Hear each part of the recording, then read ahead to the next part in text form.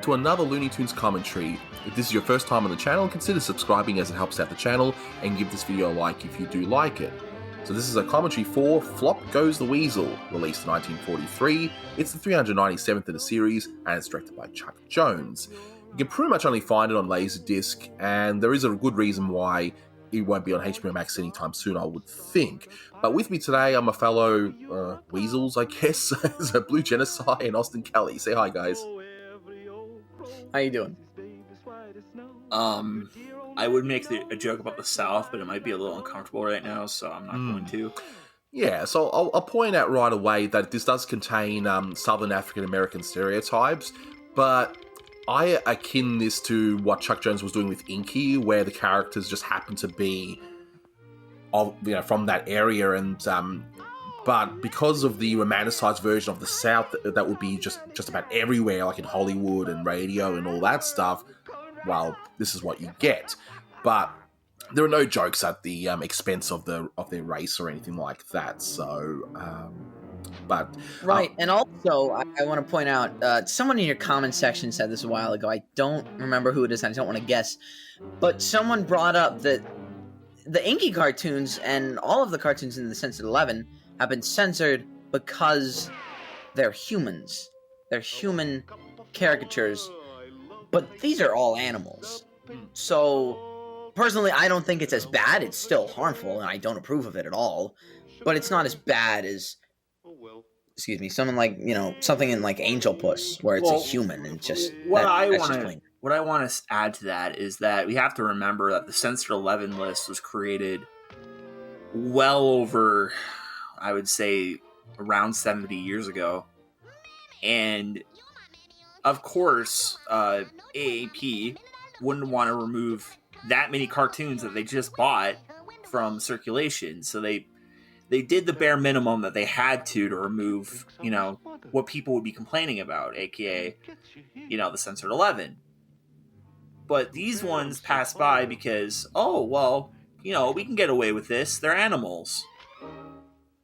I think they bought the cartoons in '56, and I think the Censored 11, the actual list and the cartoons being taken off of airings, I think was actually late '60s. But still, the point stands. It's a good point. Exactly. Okay, so, yeah, regarding the cartoon itself, we're of course seeing some. That's all right, but we're seeing some more beautiful John McGrew backgrounds, of course.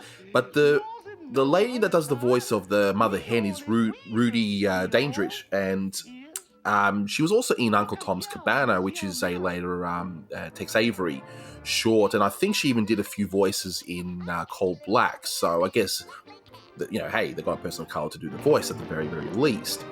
So, but also this character here, this chick, is very much like a little blabbermouse, and what the Sniffles would end up turning into in just a few cartoons, from what I can see. So I think they were kind of counting on Sniffles as coming back with this big epic comeback, and kind of like when they started doing a Wild Hare, Tex Avery also starts doing stuff like a Fox and Hounds and Crackpot Quail. It's the same character, but he's just in a different body, and it's like, well, how do I want this character to look? What body do I want this soul, this character that I've created, to take on? Obviously, a chick was trying out here, but clearly Sniffles, the mouse, was thought to be the better character. And I love the layouts in this cartoon. I mean, if you take a closer look, like when before the Hotfoot scene, if you just take a look at how this cartoon's laid out, it's just incredible, I think. So I'm not bringing this up just to sponsor my channel. I swear to God, I'm not. But I have never seen this short before in my life. I can guarantee you that. But there is a Tom and Jerry cartoon I know about where there's a chick and Tom convinces it to help him make him into a meal or something. I'm getting big flashbacks to that. Do you guys know what I'm talking about? Well, it sounds familiar, but I'll have to. Yeah, it sounds a little familiar.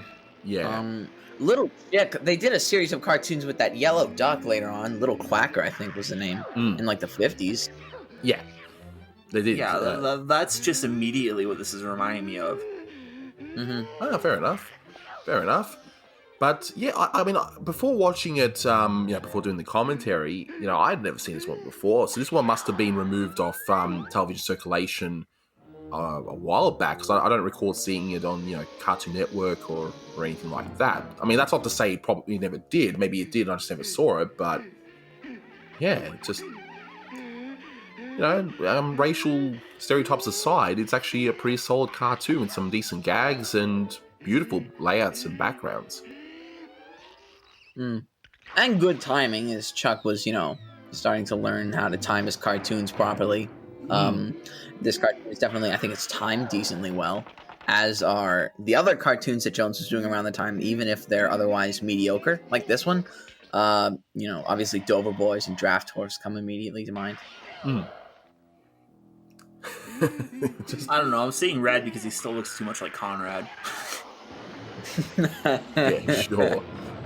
It ain't Conrad. I mean, it's basically Barney's, like the voice of Barney from the Flintstones. That's what it sounded like to me when I first heard it. But it's also a testament to Mel Blanc's vocals, that he creates one voice for this character, and he has that voice do an accent of another voice to convince this chick that he's like the mother or something. It's really good. I mean, what also is interesting is that he's able to play a character, and this is also what people like Dawes Butler were able to do later at Hanna-Barbera. Sorry, I didn't mention that studio. He's able to have these two starring characters, two starring in this cartoon, and they're talking to each other, and it's the same voice actor, but he's playing them like it's Mel and another guy.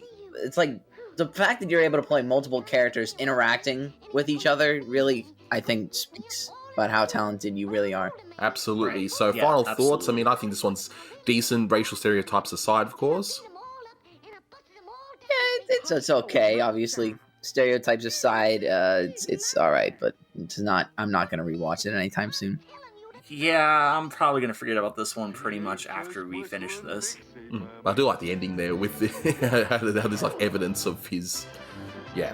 But anyway, another one off the list. So thanks very much for listening, guys, and until next time, take care.